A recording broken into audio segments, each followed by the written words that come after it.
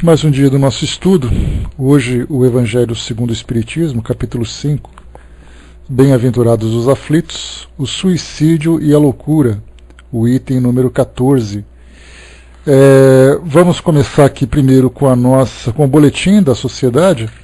Hoje o boletim um pouco mais extenso do que o normal, mas que é interessante, né? Informações aqui preciosas para nós, e depois eu quero ler para vocês também um trecho de um artigo publicado na Revista Espírita relacionado com o nosso boletim anterior, que tratava exatamente daquele evento em que nós tivemos uma evocação e o cachorro reconheceu o dono através da cesta, né, onde havia a psicografia. Então eu quero ler para vocês ali o artigo, que ele não é muito grande, não, ele é pequeno, mas é interessante e vai trazer para nós subsídios interessantes também para o nosso estudo, né? Bom dia, pessoal. Vamos lá então, sexta-feira, dia 18 de maio de 1860. Nós estamos numa sessão particular. Leitura da ata dos trabalhos da última sessão. Aconselho e por proposta do comitê, e após relatório verbal, a sociedade recebeu no número de seus associados livres: primeiro, o Sr. B, negociante em Paris; segundo, o Sr. C, negociante na mesma cidade. Comunicações. Leitura da comunicação seguinte, recebida em sessão particular, a propósito dos trabalhos da última sessão pela Sra. S, médium. Essa comunicação aqui é bastante valiosa para nós, porque mostra a qualidade das psicografias e o tipo de influência que os espíritos podem exercer num trabalho mediúnico, né? Uma influência positiva ou negativa.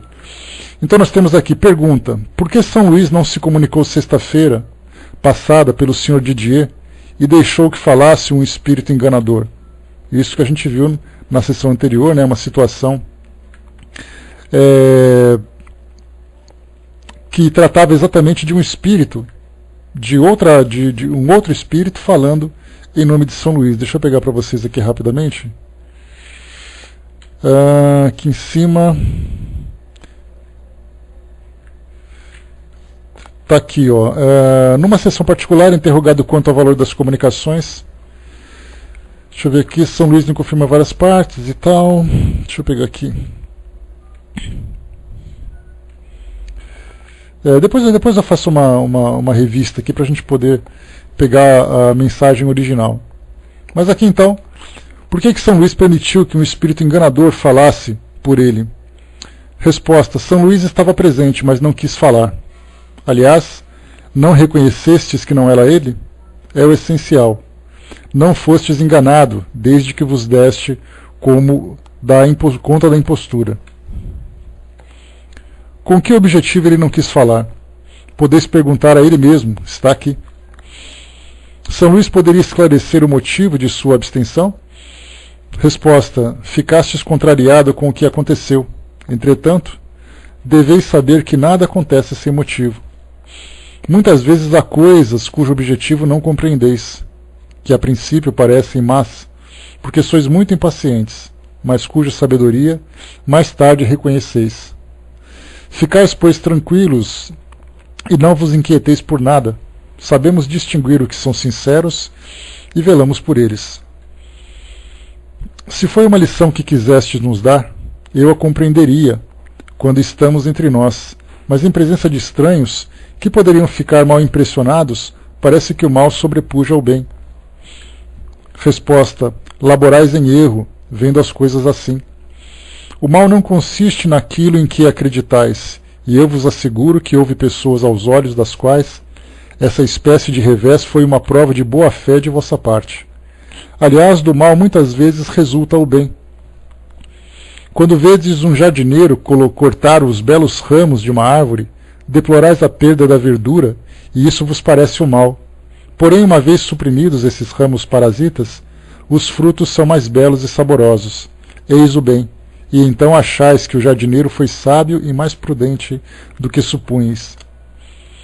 Do mesmo modo, se amputa o membro de um doente. A perda do membro é um mal, mas após a amputação se fica melhor. Eis o bem, porque talvez lhe tenham salvo a vida. Repeti bem isto e havereis de compreender. Pergunta: é muito justo, mas como se explica que, apelando aos espíritos bons e lhes pedindo que afastem os impostores, o apelo não seja atendido? Resposta: é atendido, não o duvideis, mas estai bem seguros de que o apelo procede do fundo do coração de todos os assistentes, ou que não haja ninguém que, por um pensamento pouco caridoso e malévolo, ou pelo desejo, atraia para o meio de vós os espíritos maus? Eis porque vos dissemos incessantemente: sede unidos, sede bons e benevolentes uns para com os outros. Disse Jesus: quando estiverdes reunidos em meu nome, estarei entre vós. Acreditais por isso que basta pronunciar o seu nome? Não o penseis e convencei-vos de que Jesus não vai senão onde é chamado pelos corações puros. Aos que praticam os seus preceitos, porquanto esses são verdadeiramente unidos em seu nome. Não vai aos orgulhosos, nem aos ambiciosos, nem aos hipócritas, nem aos que falam mal do próximo. Foi a eles que Jesus se referiu: não entrarão no reino dos céus. Pergunta de Kardec: compreendo que os espíritos bons se afastem dos que não lhe ouvem os conselhos, mas se entre os assistentes há mal intencionados, isso é uma razão para punir os outros? Resposta: admiro-me da vossa insistência. Parece que me expliquei com muita clareza para quem queira compreender. É preciso repetir que não vos deveis preocupar com tais coisas, que são puerilidades junto ao grande edifício da doutrina que se segue. Acreditais que vossa casa vai cair porque se desprende uma telha? Duvidais do nosso poder, de nossa benevolência? Não? Pois bem, deixai então agir e ficai certos de que todo pensamento, bom ou mau, tem seu eco no seio do Eterno. Pergunta: nada dissestes a respeito da invocação geral que fizemos no começo de cada sessão. Podeis dizer o que pensais? Isso porque, lembrando que cada sessão havia uma evocação ou invocação, exaltando naturalmente o nome de Deus, pedindo sempre o auxílio do mundo espiritual e chamando pelo nome o espírito que vai se fazer presente. A resposta: deveis sempre apelar aos bons espíritos. A forma, bem o sabeis, é insignificante. O pensamento é tudo. Admirai-vos do que se passou, mas examinastes bem o rosto dos que vos escutavam quando fazias essa invocação? Não percebestes mais uma vez o sorriso de sarcasmo em seus lábios? Que espírito pensais que tragam essas pessoas? Espíritos que, como elas, se riem das coisas mais sagradas. É por isso que vos digo, para não admitirdes o primeiro que vier, evitando os curiosos e os que não vêm para se instruírem. Cada coisa virá a seu tempo, e ninguém pode prejulgar os desígnios de Deus. Em verdade vos digo que aqueles que hoje sorriem dessas coisas não rirão por muito tempo. Então aqui São Luís trouxe essa comunicação, e é bem interessante porque o que ele trata para nós é exatamente essa experiência de lidarem com o espírito impostor. E Kardec julgou aqui que todos seriam punidos injustamente por causa de uma pessoa, ou por causa de alguns pensamentos que eram contraditórios ou que não estavam afinizados com o grupo. E aí então São Luís traz o grande ensinamento, que essa situação mostra exatamente que, se não houver unanimidade de pensamento e de intenção entre todos os elementos do grupo, significa que a reunião, que o elo mental entre eles está então prejudicado, está ali rachado ou fragmentado. E por isso, essa lição com os espíritos vem chamar exatamente a atenção para que todas as vezes que se chamar alguém para participar de uma reunião mediúnica, que essa pessoa esteja em condições de colaborar com o grupo. Então, na verdade, o espírito impostor veio chamar a atenção para o cuidado que o grupo deve ter com seus participantes. Item número 2. Nota dirigida pelo Sr. Jobá, de Bruxelas, sobre a evocação por ele feita do Sr. C. De BR, falecido recentemente. Terceiro, leitura de uma comunicação obtida pela Sra. Lesk, médium, membro da sociedade, com interessantes explicações sobre a história do espírito e do cãozinho, publicada adiante. Então eu separei aqui esse artigo, a gente vai ler aqui em seguida para poder entender como funcionou essa comunicação, que a gente vai tratar em seguida. 4. Outro ditado espontâneo do mesmo médium sobre tristeza e mágoa. Quinto, carta do Sr. B, professor de ciências, sobre a teoria que lhe foi dada das horas fixas nas quais cada espírito pode manifestar-se. Essa teoria é por todos considerada, sem exceção, como resultado de uma obsessão da parte dos espíritos sistemáticos e ignorantes. Essa experiência e o raciocínio demonstram à sociedade que ela não merece um exame sério. Aqui, falando de espíritos, que eles dizem assim que a melhor hora para se evocar um espírito seria, por exemplo, sexta-feira, meia-noite. E aí os espíritos dizem, me chamem sempre essa hora, que eu estarei presente, que essa é uma hora mais forte. Então é nesse sentido que veio essa comunicação. Né? Mas aqui a sociedade, Zé, foi errado aqui a transcrição deles. Continuando. Sexto. Relato de um fato curioso referente a um retrato pintado sob a influência de uma mediunidade natural intuitiva. O Sr. T, pintor, tinha perdido o pai numa idade em que não podia conservar nenhuma lembrança de seus traços. Como os outros membros da família, lamentava vivamente não ter nenhum retrato dele.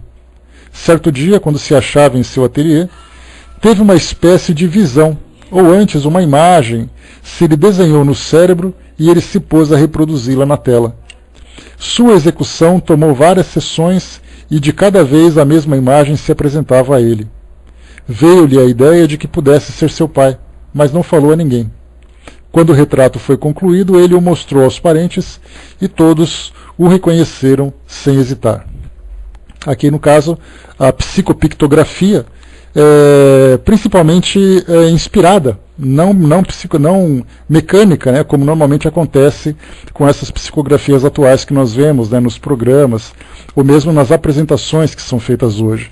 Aliás, quando se fala em psicopictografia, a gente vai fazer um estudo qualquer dia desses, falando sobre as variedades dos médiums que se apresentam na atualidade nesse trabalho de pintura mediúnica.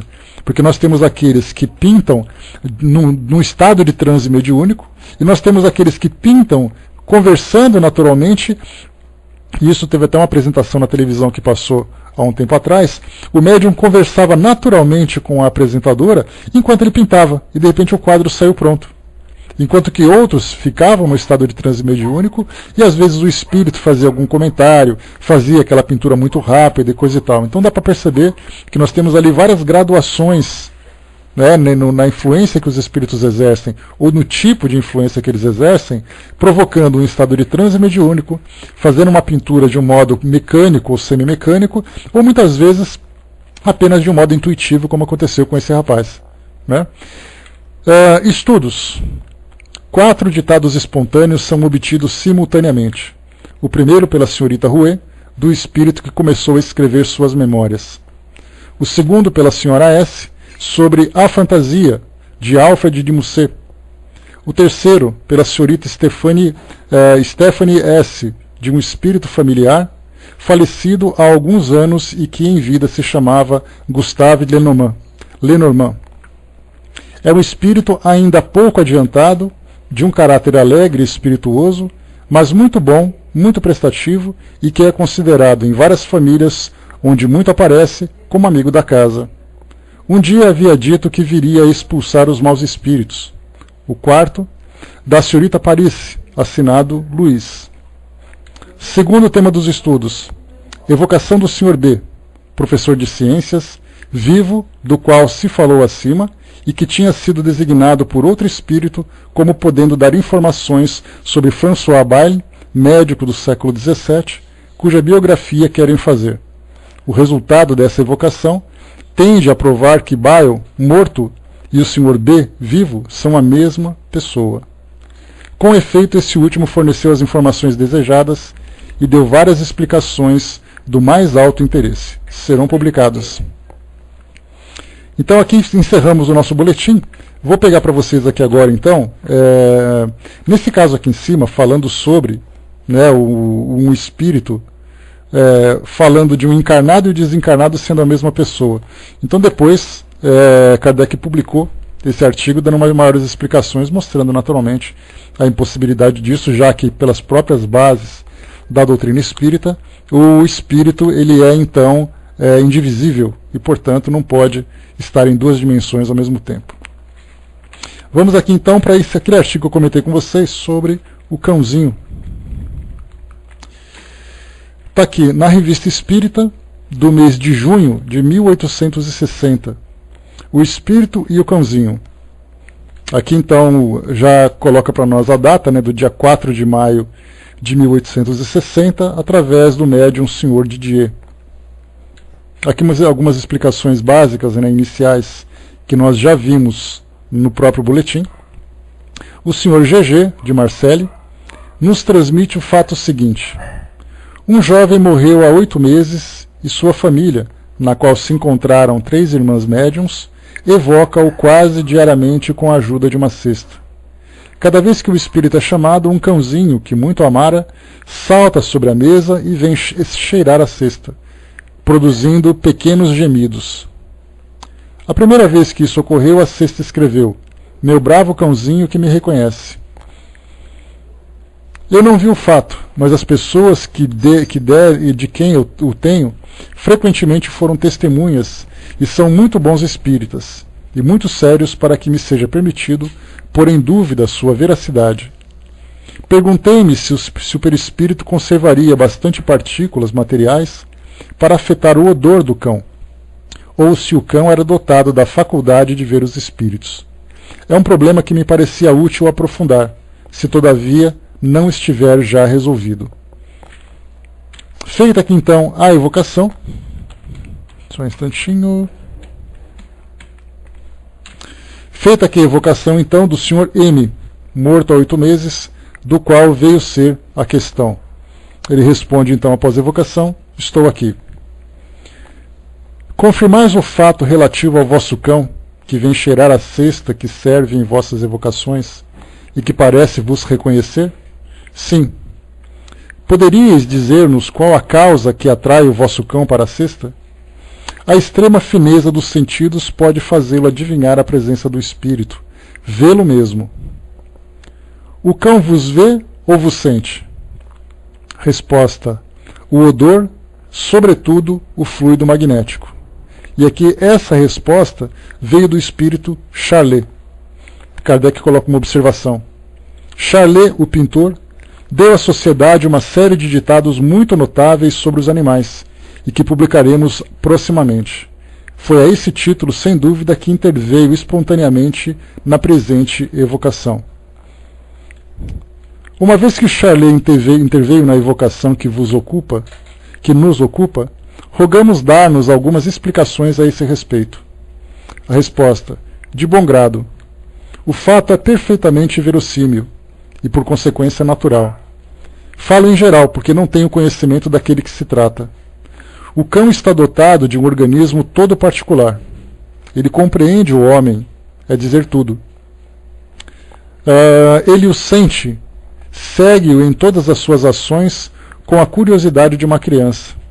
Ele ama, que mais é ao ponto, e se tem bastante exemplos para confirmar o que exponho, ao ponto, disse eu, de se devotar a ele. O cão deve ser, disso não estou seguro, ouviu bem, mas o cão deve ser um desses animais vindos de um mundo já avançado para sustentar o homem em sua pena, servi-lo, guardá-lo. Acabo de falar das qualidades morais que o cão possui em si mesmo positivamente. Quanto às suas faculdades sensitivas, elas são extremamente finas. Todos os caçadores conhecem a sutilidade do odor do cão. Além dessa qualidade, o cão compreende quase todas as ações do homem, compreende a importância de sua morte. Por que não adivinharia sua alma? Por que mesmo não haveria? No dia seguinte, a senhora Alessi, médium, membro da sociedade, obteve em particular a explicação seguinte sobre o mesmo assunto. O fato citado na sociedade é verdadeiro, embora o perispírito, desligado do corpo, não tenha nenhuma de suas emanações.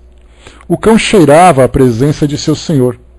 Quando se diz cheirar, entendo que seus órgãos percebiam sem que seus olhos vissem, sem que seu nariz sentisse, mas todo o seu ser estava advertido da presença do Senhor, e essa advertência era-lhe sobretudo dada pela vontade que se exalava do espírito daqueles que evocavam o morto. A vontade humana fere e adverte o instinto dos animais, sobretudo dos cães, antes que nenhum sinal exterior a haja revelado. Esse cão está colocado, por sua fibra nervosa, em relação direta conosco. Os espíritos, quase tanto quanto vós, como os outros homens. Ele percebe as aparições, dá-se conta da diferença que existe entre eles e as coisas reais terrestres. E delas tem um grande terror. O cão uiva à lua, segundo a expressão vulgar. Uiva também quando sente a morte chegar. Nesses dois casos, e em muitos outros, o cão é intuitivo, vê menos do que sente. O fluido elétrico penetra-o quase que habitualmente. O fato que me serviu de ponto de partida nada tem de espantoso, porque no momento do desprendimento da vontade, que chamava o seu senhor, o cão sentia a sua presença tão viva quanto o próprio espírito ouvia e respondia ao chamado que se lhe fizera. Resposta aqui do espírito Georges, espírito familiar. Esse espírito já trouxe para nós várias comunicações também de um conteúdo bastante instrutivo. Bom, nesse artigo aqui nós temos alguns pontos a considerar.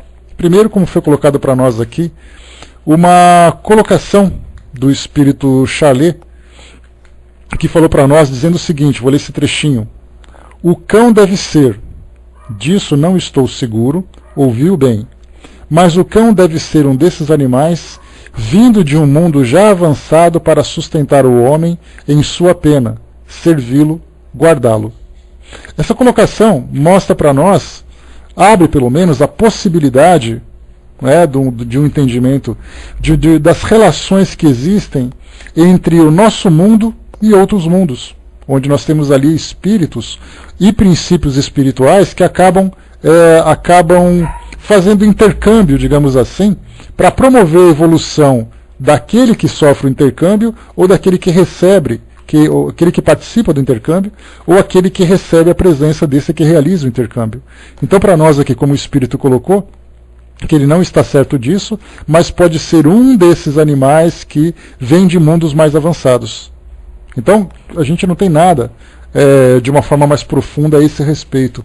Mas esse é um dos temas que poderiam ser aprofundados em outros estudos, em outras pesquisas, em outras consultas junto aos espíritos. Então mostra que muitas vezes os animais vêm até o mundo de provas e expiações, participando naturalmente na condição de animais, para trazer uma contribuição na evolução, trabalhando, por exemplo, a segurança emocional, psíquica, trabalhando os sentimentos dos encarnados. E o Chico lembra de uma frase muito bonita, que ele diz assim que os animais são os anjos que Deus enviou para ajudar os homens. Então essa frase, junto com essa colocação, traz para nós ali uma série de ideias novas para explorar um pouco mais nesse campo. E como a gente sempre fala para vocês, quando se fala sobre o mundo animal, nós temos ainda muito pouca informação para nos aprofundarmos.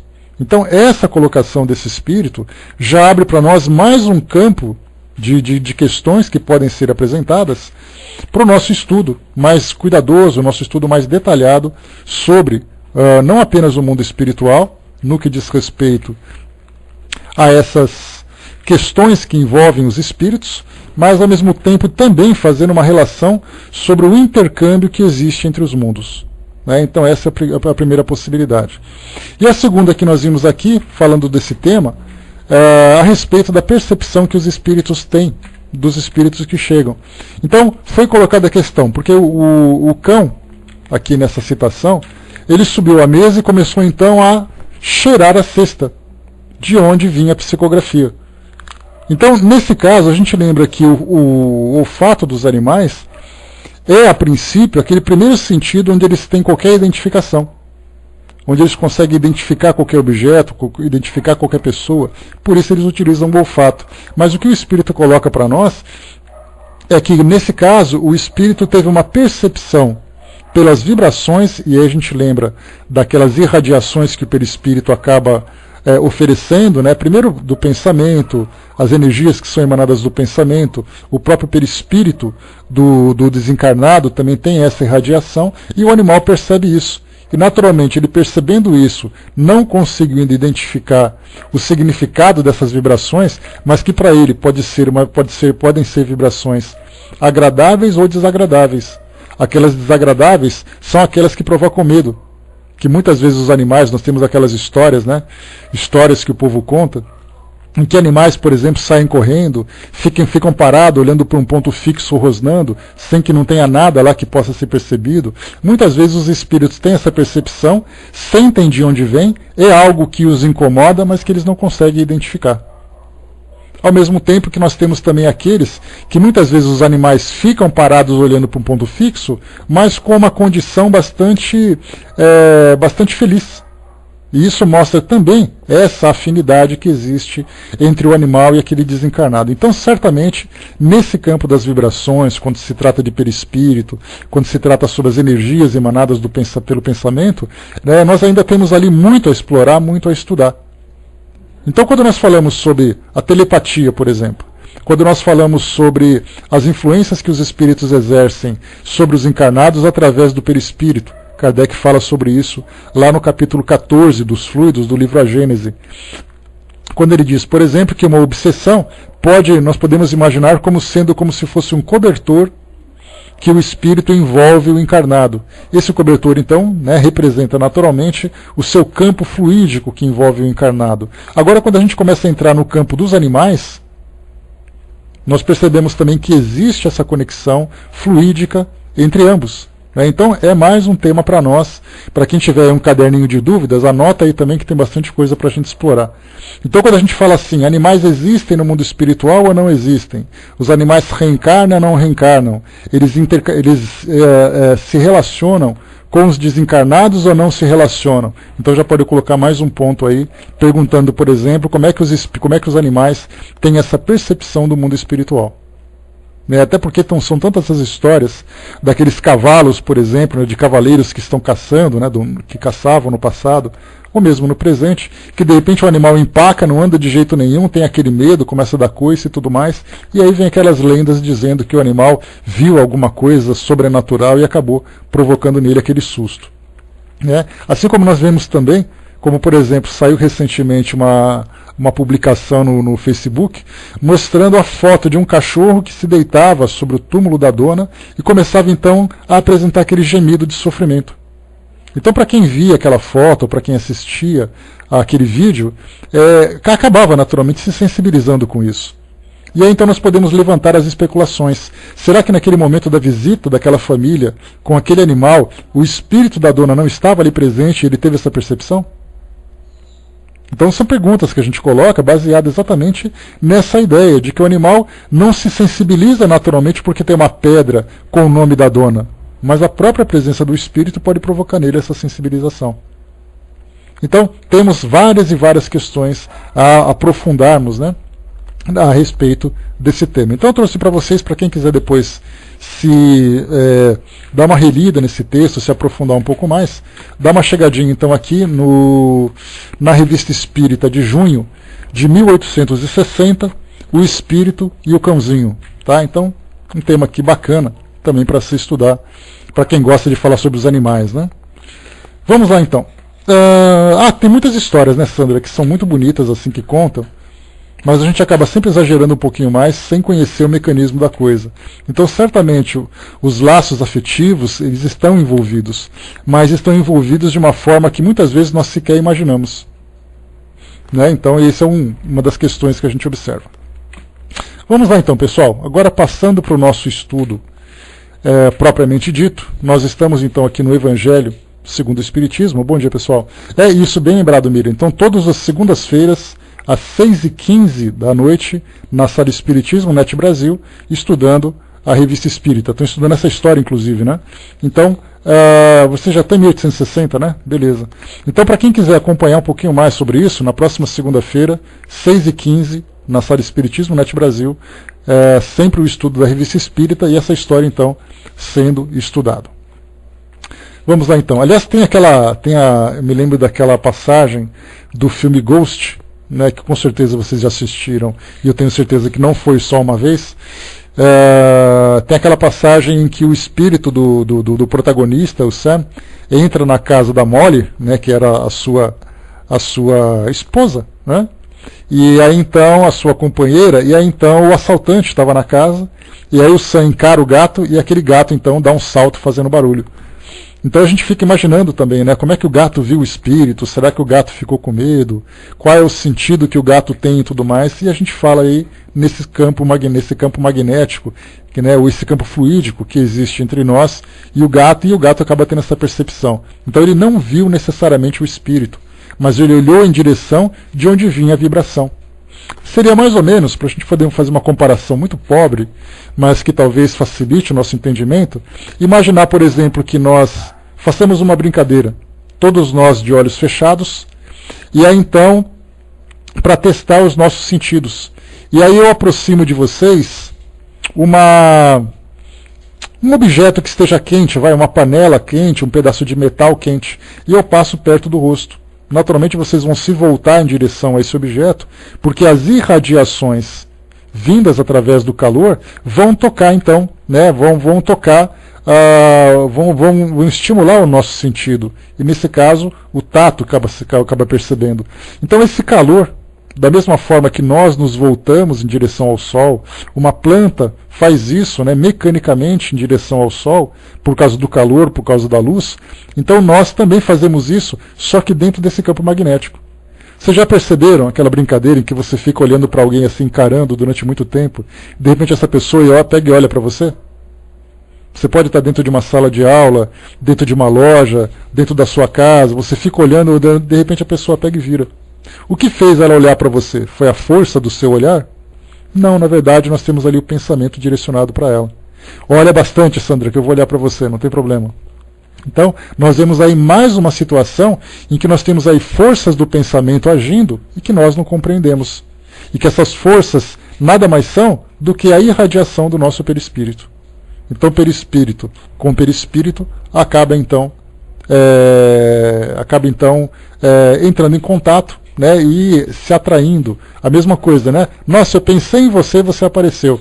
Na verdade, quando ele estava vindo, eu já tinha percebido. Pensei nele, aí ele apareceu. Pensei em você, o telefone tocou. Como a gente sabe que isso não se dá, né, a distância não é para nós uma barreira, então, muitas vezes, uma pessoa pensa em nós, esse pensamento chega. De que forma que isso acontece, já falei para vocês, nós não fazemos ideia ainda. Só quando desencarnados, e desencarnados bem estudados, nós teremos uma melhor compreensão. Porque entender forças que são para nós ainda muito abstratas é muito complicado, principalmente porque as nossas ciências são voltadas para os estudos da física do mundo físico, do mundo material. Consequentemente, falar sobre forças do pensamento é algo que a nossa ciência ainda engatinha, principalmente a neurociência, falando, né, daquelas pesquisas que são feitas de eletrodos, que são colocados na cabeça da pessoa e o mouse acaba se mexendo por causa desses impulsos eletromagnéticos e tudo mais, né? Então, temos ali engatinhando ainda nesse campo do pensamento, mas quando isso se tornar mais prático, certamente vai facilitar bastante. Inclusive, essa semana saiu uma pesquisa dizendo que conseguiram fazer uma espécie de equipamento Wi-Fi, em que colocaram eletrodos na cabeça de uma pessoa. Esse eletrodo, então, era ligado a um equipamento, esse equipamento se conectava em outro equipamento através de ondas de rádio, e ele conseguiu, numa pequena distância, fazer com que o aparelho se mexesse. E num outro exercício que fizeram também, num outro teste que fizeram, mandando mensagem pelo pensamento. Então uma pessoa disse o seguinte: olá, esse pensamento, né, ele pensou isso, foi transmitido para esse equipamento fez a decodificação, enviou para outro equipamento que fez a recodificação e a outra pessoa percebeu o olá e respondeu. Então a gente vai dizer, mas foi só um olá. Sim, mas foi um olá produzido pelo pensamento, enviado por ondas de rádio e percebido pela outra pessoa. Então temos vários experimentos sendo realizados nesse campo das neurociências, né? Vamos aguardar a evolução. A Angelina colocou, né, quando nossa mãe desencarnou, né? No outro dia, nosso cachorro sumiu. 8 dias após, o moço do cemitério nos informou que havia um cão no túmulo dela. Realmente era o nosso, né? Vai explicar tudo isso, né, Angelina? Então, como eu falei para vocês, essas são histórias que certamente nos sensibilizam bastante, mas a explicação delas certamente não está naquilo que nós simplesmente vemos através das aparências que nós percebemos, né? Existe algo mais aí nesses campos das energias que nós ainda não compreendemos, dos fluidos e das energias também. Bom, vamos lá, pessoal. Então, né, a gente pode ver que se tivesse feito uma pesquisa mais profunda, quantas informações nós teríamos para poder ilustrar um pouco mais isso e quantas dúvidas também surgiriam para estimular o nosso desejo de estudar cada vez mais esse tema. Mas vamos lá então, pessoal. Foi uma introdução bastante longa, né? O nosso estudo durou quase toda essa introdução. Mas vamos lá rapidinho então. Nós estamos aqui no Evangelho segundo o Espiritismo, capítulo 5, Bem-aventurados os aflitos. Nós estamos no item número 14, ou a partir do item número 14, falar sobre o suicídio e a loucura. Ontem não, no nosso último encontro, nós falamos sobre os motivos de resignação. Ou seja, os motivos que nós temos, ou que nós devemos ter, para nos ajudar a lidar com as dificuldades, de entendermos as causas, de entendermos as consequências, de entendermos o valor dessas experiências no nosso crescimento moral, no nosso crescimento espiritual. Só que quando nós ultrapassamos essa condição de equilíbrio, surgem então todos os transtornos mais graves que nós podemos sofrer. E Kardec colocou para nós aqui o suicídio e a loucura. Antes de falar do suicídio, que naturalmente aqui é a condição mais extrema, nós temos aqui a loucura. Lembrando sempre que nessa loucura nós falamos de um pensamento científico ou de uma definição científica que havia naquela época, no século XIX. Já que muitos transtornos mentais eles eram englobados todos naquele mesmo pacote da loucura. Então nós tínhamos ali, muito bem, naquela loucura, o indivíduo poderia sofrer, por exemplo, alguém que tinha síndrome de Down era classificado como loucura. Alguém que sofria de esquizofrenia era classificado como loucura. Hoje, com o avanço das pesquisas, com o avanço das ciências médicas, principalmente no campo da psiquiatria, nós conseguimos fazer um fracionamento significativo dos vários tipos de transtornos, desde aqueles, por exemplo, que dizem respeito a alterações anatômicas do cérebro, como é o caso, por exemplo, nós podemos colocar a síndrome de Down como sendo uma alteração genética, como nós podemos colocar alguém que tem uma paralisia cerebral, provocada naturalmente naquele processo do sofrimento fetal, do nascimento, da lesão cerebral, ou seja, houve ali então a destruição de neurônios naquela região. Nós temos as pessoas que passam por traumatismos cranianos, que acabam sofrendo lesões cerebrais também. Como nós temos aqueles que passam, por exemplo, de casos de depressão, casos de esquizofrenia, que uma tomografia ou uma ressonância magnética não são capazes de detectar, já que isso não é uma alteração genética ou uma alteração anatômica, mas é uma questão psíquica, é uma alteração, um desequilíbrio psíquico, que podem ter origens naturalmente em condições bioquímicas, ou ter origem emocionais, ou mesmo ter origem espirituais. Então, quando nós falamos em loucura, nessa definição do século XIX, nós podemos falar de várias situações recebendo a mesma denominação.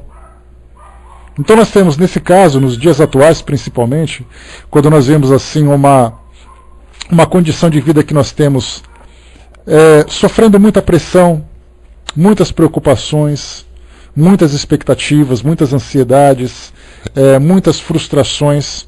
E isso provoca, naturalmente, uma série de alteração comportamental na nossa sociedade.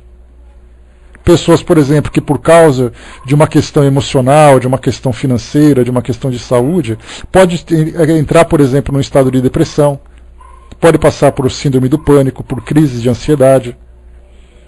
E uma pessoa, por exemplo, imagina no século XIX, ela se encontra numa situação em que ela começa a sentir sudorese, aquela transpiração excessiva, começa a ter taquicardia, começa a ter tontura, desmaios. Hoje nós podemos chamar isso, por exemplo, através desses sintomas, de uma crise de ansiedade ou início de uma síndrome do pânico. Naquela época, uma pessoa num estado normal, que tudo está normal em volta dela, ela tem medo de morrer, começa a ter taquicardia, tontura e desmaios, ela pode ser tida como uma pessoa que passa por esse processo de loucura.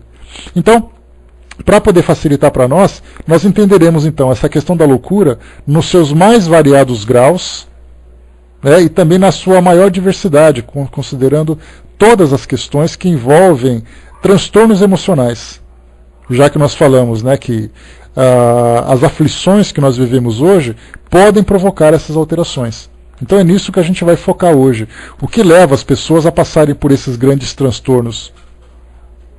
Kardec diz assim, então, no item número 14. A calma e a resignação adquiridas na maneira de encarar a vida terrena e a fé no futuro dão ao espírito uma serenidade que é o melhor preservativo da loucura e do suicídio. Com efeito, a maior parte dos casos de loucura são provocados pelas vicissitudes que o homem não tem forças de suportar. Se, portanto, graças à maneira por que o Espiritismo faz encarar as coisas mundanas, ele recebe com indiferença e até mesmo com alegria os reveses e as decepções que em outras circunstâncias o levariam ao desespero. É evidente que essa força, que o eleva acima dos acontecimentos, preserva a sua razão dos abalos que poderiam perturbar. Então vemos aqui que essa compreensão que nós temos hoje de causas, de efeitos, dos motivos que nós temos para superarmos essas dificuldades. Então nós não falamos da dor, a dor moral que nos envolve diante de uma situação de desgaste, de estresse, de condição emocional de um modo geral. Mas nós sabemos que, através da coragem, da perseverança, do trabalho contínuo para a manutenção do equilíbrio, nós conseguiremos passar por essas fases e depois alcançar um equilíbrio futuro. Algumas situações são menos duradouras, outras são mais duradouras.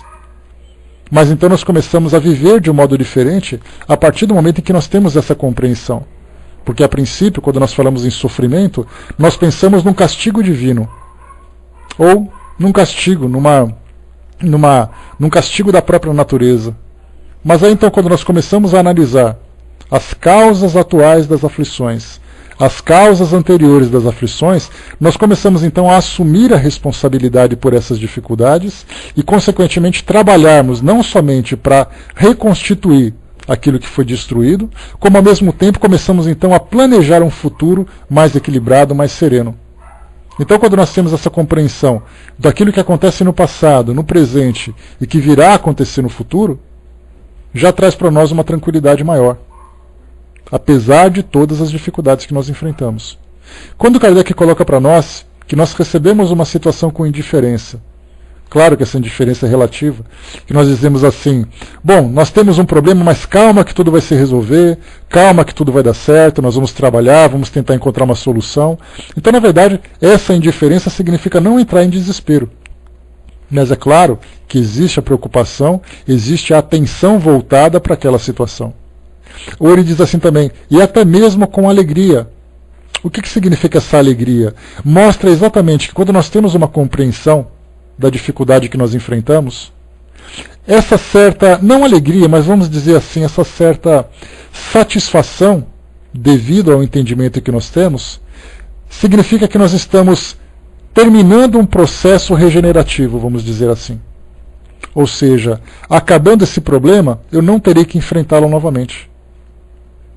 Seria mais ou menos assim, que nós estamos pagando algumas prestações de uma compra que nós fizemos, e cada prestação que chega é aquela dor no bolso, né? Porque tira de nós algumas liberdades que nós poderíamos ter, utilizando esse recurso para satisfação, né, dos nossos pequenos desejos, mas temos que pagar aquilo tudo. Mas cada prestação que vai acabando significa que vai chegar ao final. E quando tudo isso acabar, a gente fala, graças a Deus, acabou tudo isso. Né? Essa resignação foi que a gente comentou na semana passada, no encontro passado, Angelina.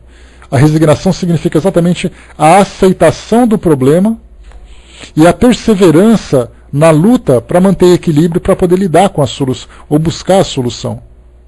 Porque nós temos duas situações. Ou você fica resignado diante da situação, você aceita, compreende, trabalha para poder mudar aquela condição, ou você se revolta. Ou mesmo uma terceira, você se desequilibra. Porque você se revolta, significa que você quer saber, eu vou mesmo fazer tudo que eu tenho que fazer errado, não quero nem saber de nada, não concordo, não aceito, coisa e tal. Ou mesmo pode entrar em desespero, pelo fato de você não ver uma luz no fim do túnel, vamos dizer assim. E hoje é assim que nós percebemos que o orgulho que nós colocamos no nosso último encontro, as ambições, a nossa ganância, criam os problemas. Mas nós não nos preocupamos com as consequências desse problema. E esse entendimento que nós temos, que a doutrina nos proporciona, mostra exatamente isso. Que embora nós não possamos voltar lá atrás para mudar aquilo que aconteceu, nós começamos a mudar nossa conduta a partir de agora para fazer diferente. Pensamento que nós conhecemos bem. Então é essa compreensão que modifica completamente o caminho que nós estamos percorrendo aqui durante a nossa vida terrena. E continua. O mesmo se dá com o suicídio. Se excetuarmos os que se verificam por força da embriaguez e da loucura, e que podemos chamar de inconscientes, é certo que, sejam quais forem os motivos particulares, a causa geral é sempre o descontentamento. Então aqui inicialmente, quando Kardec fala sobre a questão do suicídio, nós vemos muito isso. Nós tivemos, por exemplo, uma situação clássica, a quebra da Bolsa de Nova York, lá no começo do século XX. Aquele período era uma situação tão drástica que as pessoas andavam na rua vendo corpos caindo de cima dos edifícios. Porque os escritórios, que perderam grande quantidade de dinheiro, faziam com que as pessoas entrassem em desespero e se jogassem lá de cima. Então no começo era aquela coisa, sair no jornal na capa, fulano se joga de cima do edifício. Um mês depois, mais 4 corpos caíram, mais 5 corpos caíram. Eles já não notavam mais quem eram as vítimas, mas eles simplesmente lançavam as estatísticas. E por que tudo isso? Por causa de um desespero motivado pelo dinheiro. Mas nós temos também quantos e quantos casos que são vistos hoje, inclusive é uma grande preocupação, não somente do nosso Ministério da Saúde, mas da própria Organização Mundial de Saúde, a quantidade de suicídios que vem ocorrendo no mundo. Seja por questões emocionais, seja por questões financeiras, por pressões que as pessoas sofrem para tomarem decisões que não estão preparadas. Então nós temos países aí que estão com dados alarmantes, como no caso, por exemplo, que nós conversamos, o caso que acontece no Extremo Oriente, como por exemplo no Japão, como por exemplo na Coreia, onde nós temos ali jovens em idade universitária, idade escolar, que cometem suicídios porque são obrigados pela sociedade a tomarem uma decisão para serem bem-sucedidos. Mas eles percebem que o seu desempenho na escola não estão levando-os para esse objetivo, fazendo com que eles então, tomados pelo desespero, cometam um suicídio. Aqui no Brasil nós temos graves índices também, com jovens principalmente, nessas questões emocionais, jovens se lançando de corpo e alma em relações afetivas extremamente profundas, sem terem maturidade psicológica e emocional para isso. Como nós vemos hoje, os jovens e as crianças se sensualizando precocemente, devido ao estilo de vida que nós temos hoje, os tipos de roupas, os tipos de música, os tipos de programas que vêm na televisão, os tipos de ambiente que frequentam, a forma como estão se relacionando hoje, aquela ideia do ficar, relações sexuais precoces, e de repente nós vemos ali um jovem de 17, 18 anos, dizendo assim, eu não consigo mais viver sem você, você é o amor da minha vida, com 16, 17 anos de idade. E aí então acontece uma frustração, e o que acontece? Acaba então entrando em desespero, e esse desespero pode levar ou à depressão, que é aquele caso que nós podemos classificar dentro daquele pacote da loucura, ou no extremo quando comete suicídio, que nós vemos lamentavelmente acontecer com os nossos jovens hoje. Espinosista colocou, bom dia. Emmanuel, no livro Essencial disse, seja qual for a prova, não chore, agradece. Deus faz sempre o melhor. Entendo que essa é a nossa grande dificuldade, não basta a resignação ou submissão ante a força irresistível. Precisamos entender que a situação dolorosa é uma oportunidade valiosíssima que recebemos de Deus para nossa sublimação. Nós conversamos bastante sobre isso no nosso último encontro na segunda-feira, tratando exatamente do capítulo que trata dos motivos de resignação. E nós abordamos, né, que, teoricamente, nós temos a presença do mundo espiritual intensa, trazendo para nós mensagens, encorajamento, explicações, mas emocionalmente não parece que nós não conseguimos absorver isso tudo na profundidade.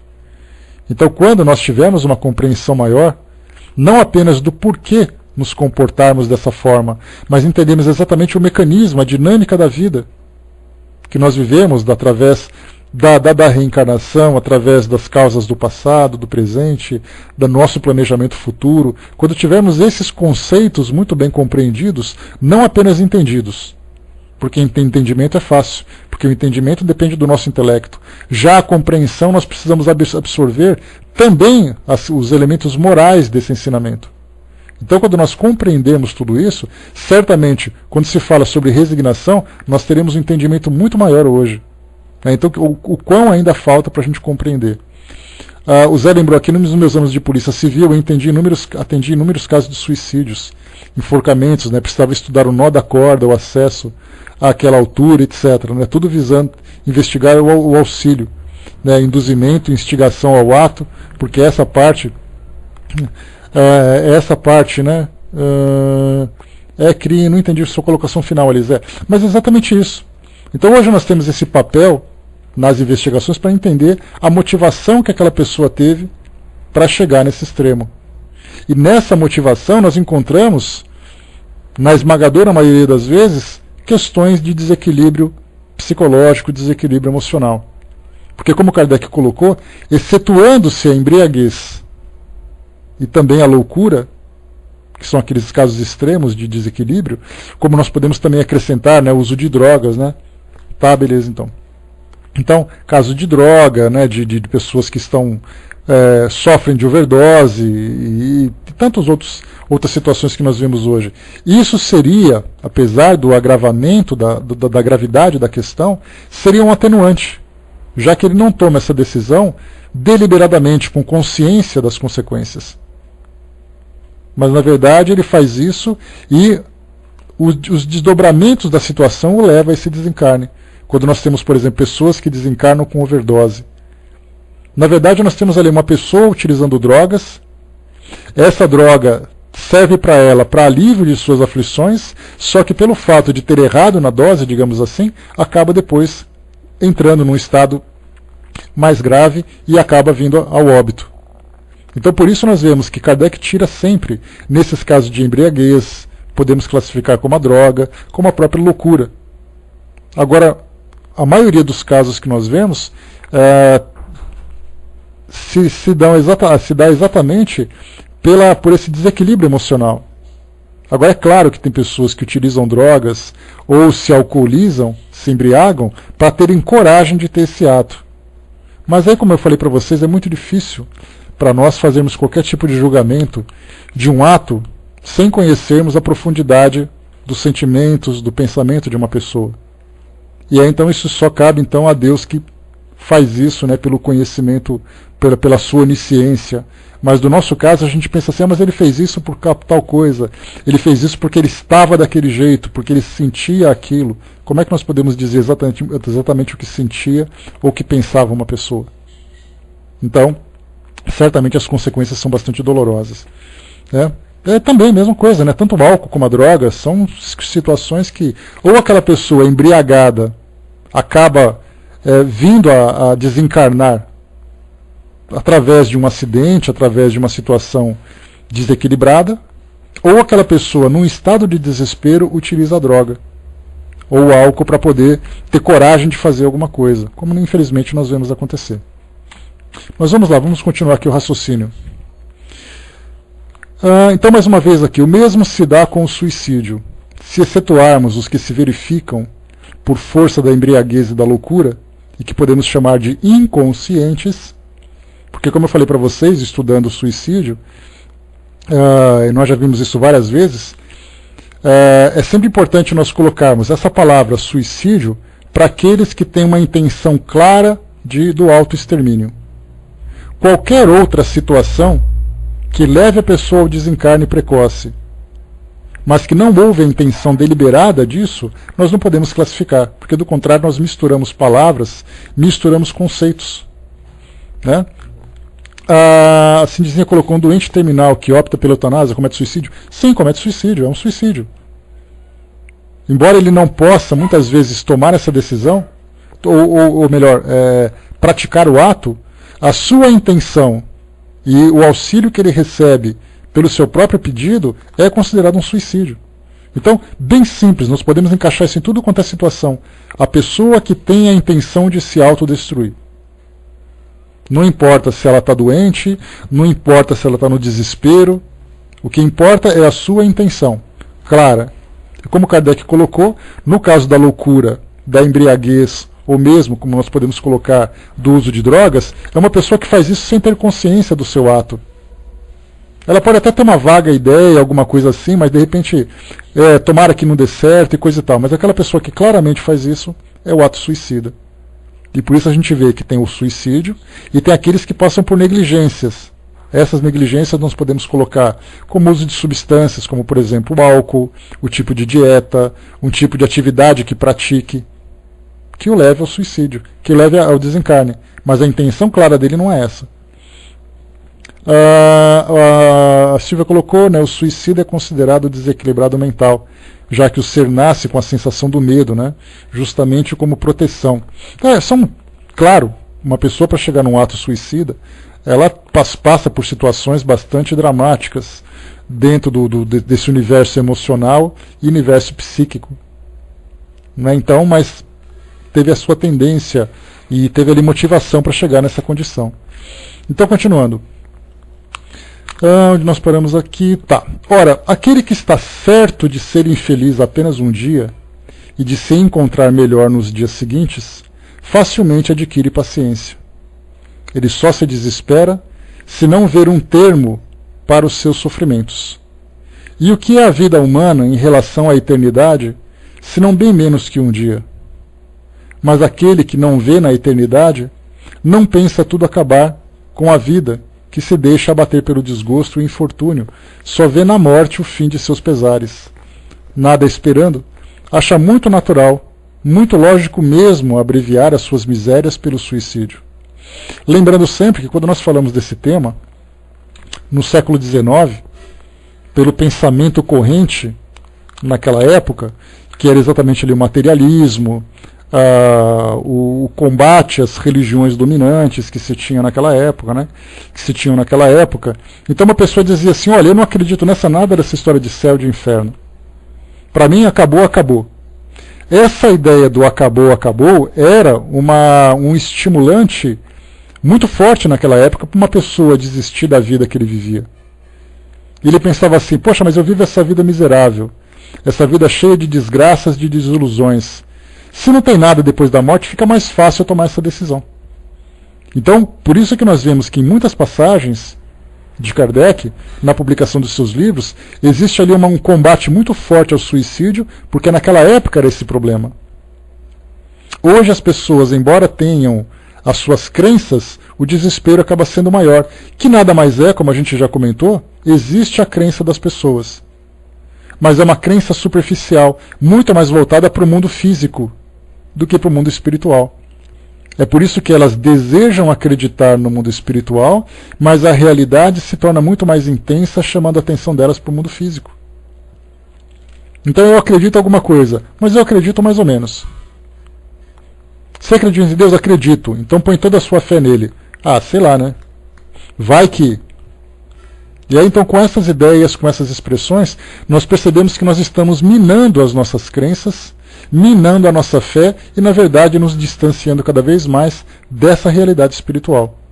Porque a nossa convicção, sem dúvida nenhuma, nos dificultaria uma tomada de decisão desse tipo. Inclusive nós vemos casos que são muito curiosos e que também nos chamam a atenção pela dor que provoca, são espíritas cometendo suicídio. Quantas vezes nós ouvimos pessoas dizendo assim: mas ele era espírita, como é que ele pôde fazer isso? Só que nós nos esquecemos do quê? Que muitas vezes você está próximo a uma doutrina, estudando, mas intimamente nós temos ali um turbilhão de emoções, de pensamentos, de ideias, naturalmente com esse elemento influenciador, que é exatamente o mundo espiritual, que levam a pessoa a essa condição. Só que, na verdade, nós temos que considerar o ser humano antes do espírita. Porque o ser humano vive tudo isso. O espírita é aquele que está aprendendo a conhecer o mundo espiritual, a pautar a sua vida através dessa nova filosofia. E como todos nós estamos nos aproximando, muitos de nós estamos nos aproximando agora da doutrina espírita, significa que essa fé ela não está solidificada, cristalizada como deveria.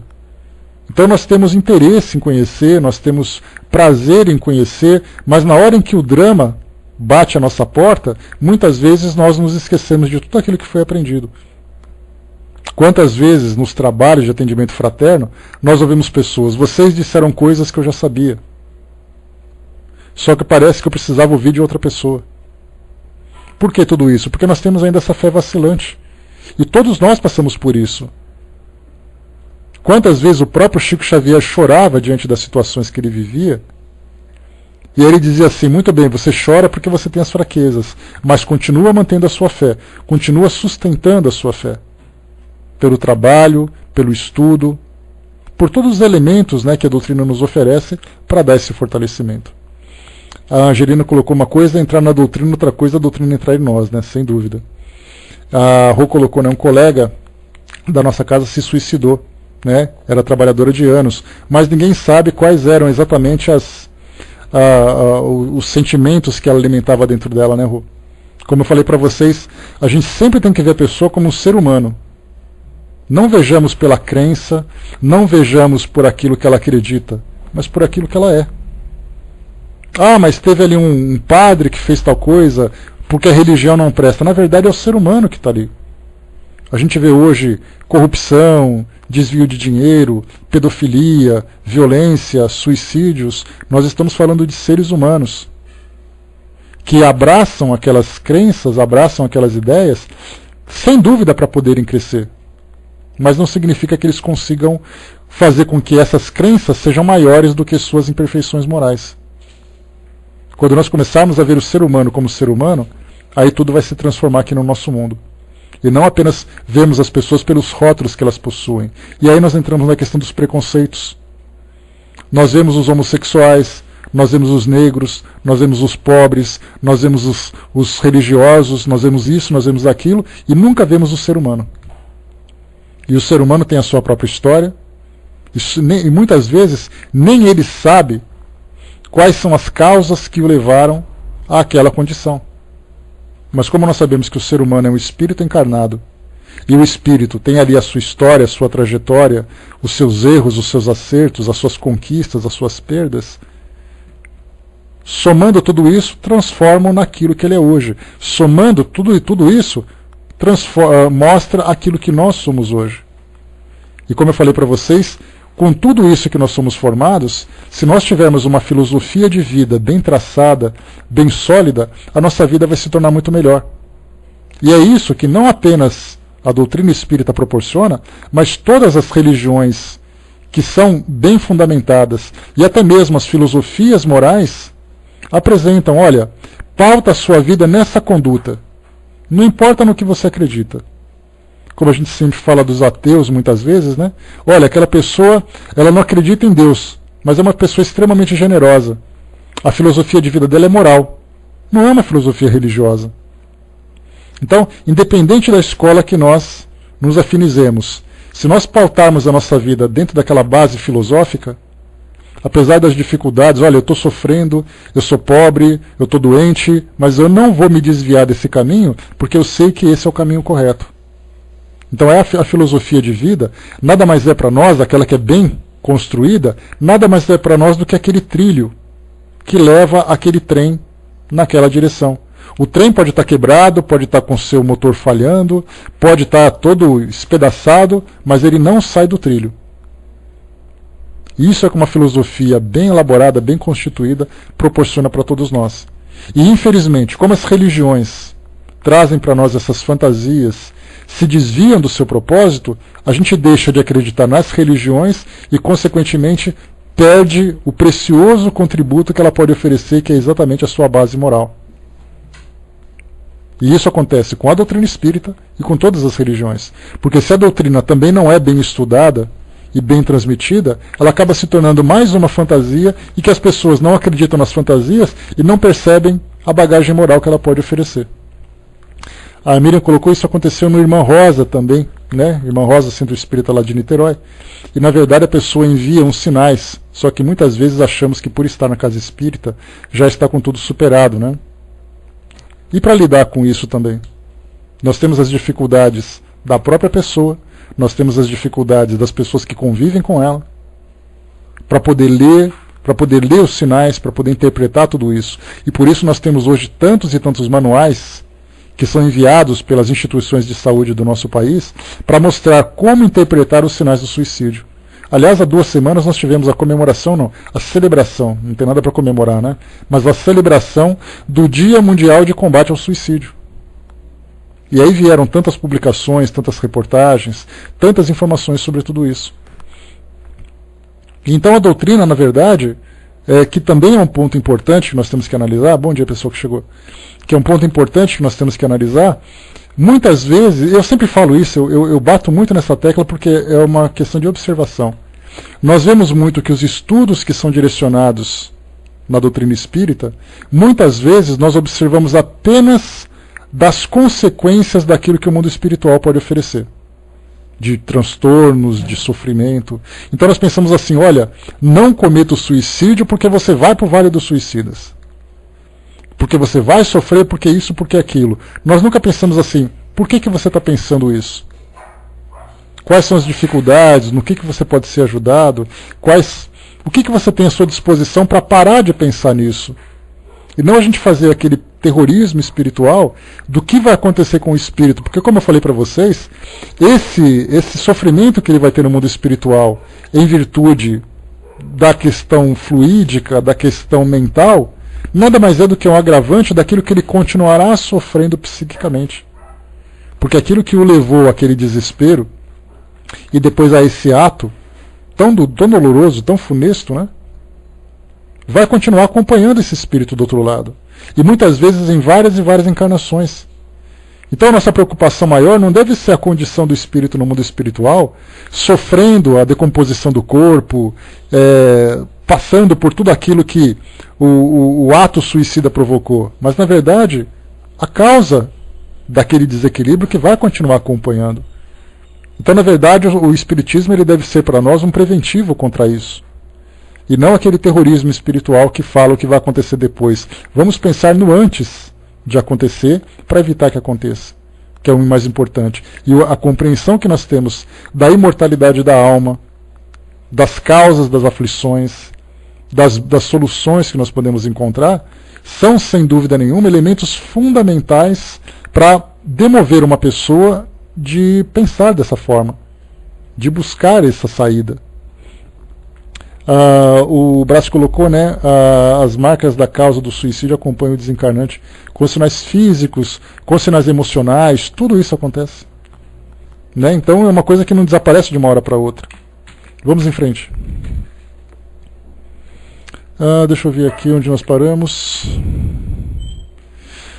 Tá. 16.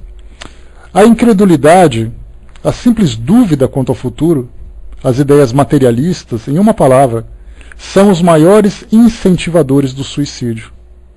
Elas produzem a frouxidão moral. Quando vemos, pois, homens de ciência que se apoiam na autoridade de seu saber, esforçarem-se para provar aos seus ouvintes e aos seus leitores que eles nada têm de esperar depois da morte, não o vemos tentando convencê-los de que se são infelizes, o melhor que podem fazer é matar-se? Que poderiam dizer para afastá-los dessa ideia? Que compensação poderão oferecer-lhes? Que esperanças poderão propor-lhes? Nada além do nada. De onde é forçoso concluir que se o nada é o único remédio heróico, a única perspectiva possível, mais vale atirar-se logo a ele do que deixar para mais tarde, aumentando assim o seu sofrimento. E isso nós vemos hoje, né, que essa ideia do ateísmo que nós vemos hoje, as pessoas continuam dizendo isso. Olha, não, se morrer, morreu, acabou. Não tem nada o que se preocupar depois. Eu não quero que você cometa suicídio. Mas se cometer também está tudo bem. Nós vemos muito isso. Continua. A propagação das ideias materialistas é, portanto, o veneno que inocula em muitos a ideia do suicídio. E os que se fazem seus apóstolos assumem uma terrível responsabilidade. Aí é a ideia daqueles que continuam difundindo essa ideia sem imaginar as consequências. Quantos reencarnaram com o compromisso de reconstituir a fé das pessoas por terem sido responsáveis no passado por difundirem a desilusão, essa ideia do nada. Com o Espiritismo, a dúvida não sendo mais permitida, modifica-se a visão da vida. O crente sabe que a vida se prolonga indefinidamente para além túmulo, mas em condições inteiramente novas. Daí a paciência e a resignação que muito naturalmente afastam a ideia do suicídio. Daí, numa palavra, a coragem moral. A Ana colocou para nós aqui, né, estou recordando o caso do ator Robbie Williams, tanto fez para entreter o público, né, e sabe-se lá o que vivia no seu íntimo, e a recordar até o filme Para Além da Vida, né, em que foi o protagonizante principal. Pergunto, será que ele, ao interpretar aquele personagem, pensou no seu verdadeiro sentido, que poderia ir para além da ficção? Boa pergunta, né, Ana? É uma questão que a gente acaba vendo, porque você vê, interpretar um papel é uma coisa, você aceitar e admitir aquilo é outra. E nós vimos realmente um exemplo clássico disso, né? Um espírito que aquilo não era ficção. Pois é, mas para ele era, né? Ele interpretava uma ficção porque era uma ideia do mundo espiritual, como ele poderia, por exemplo, interpretar o papel como sendo um anjo. Quer dizer, ele acredita em anjo, faz um papel de um anjo, de um suicida, disso, daquilo, ele começa então a criar essa fantasia exterior, mas que intimamente ele não tinha essa compreensão. Ou se tivesse essa compreensão, dependendo da crença que ele alimentava, ela era superficial, não suficientemente forte e profunda para evitar que isso acontecesse. E na verdade aqueles que passam por essa situação são merecedores da nossa fé, principalmente, né?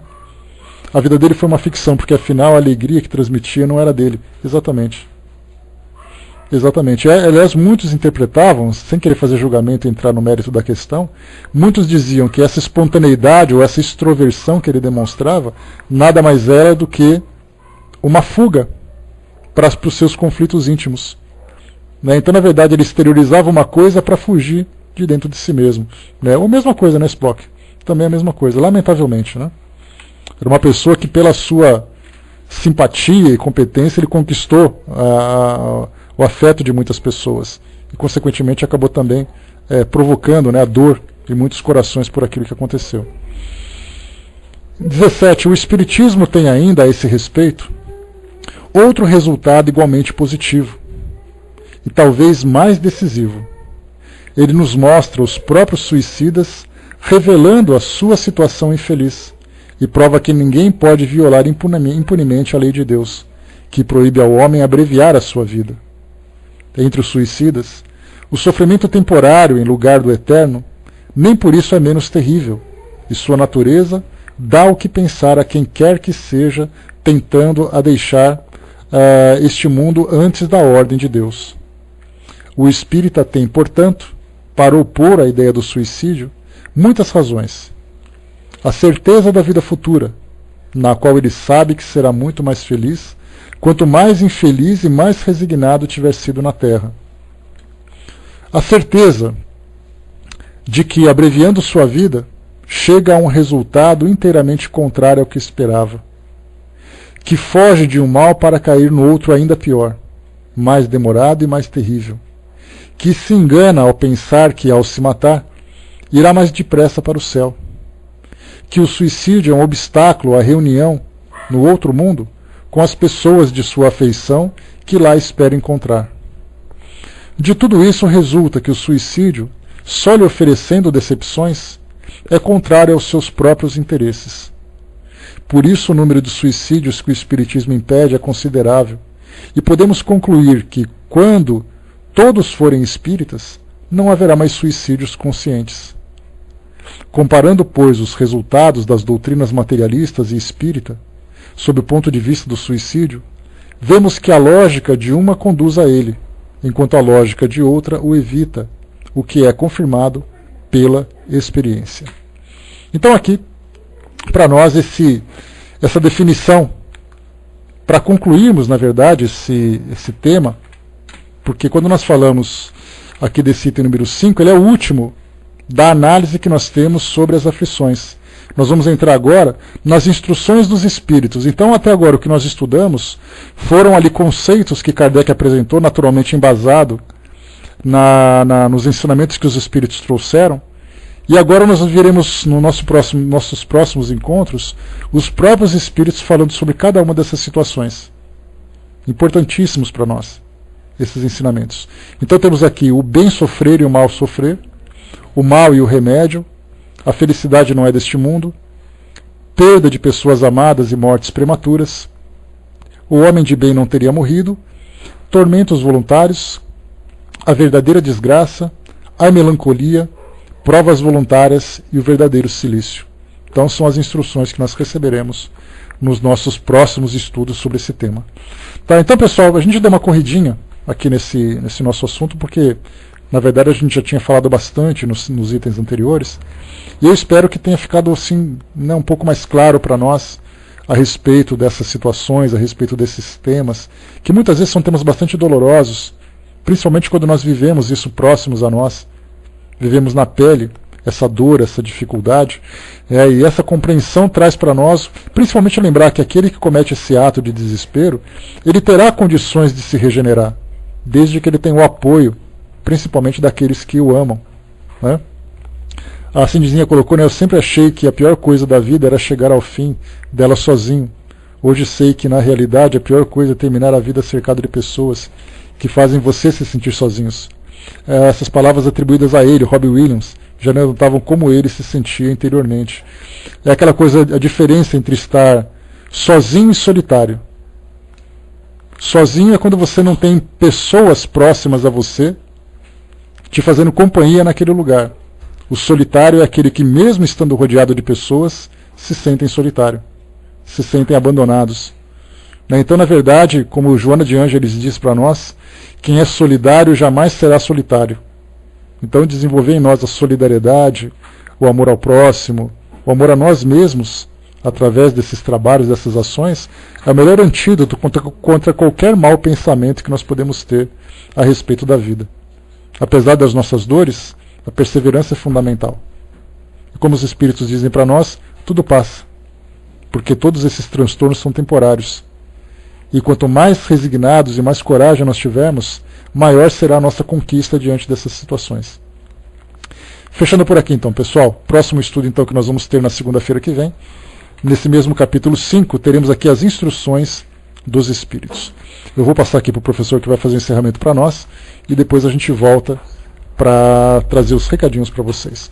Rapidamente aqui o Zé colocou para nós, atendia a um caso policial, onde o rapaz suicida estava num quarto de hotel, com um livro de Khalil Gibran, aberto num tópico sobre o suicídio. Não deixa de ser uma reflexão profunda que aquela pessoa passa no momento do ato. Pensa muito a respeito daquilo, se deve, se não deve.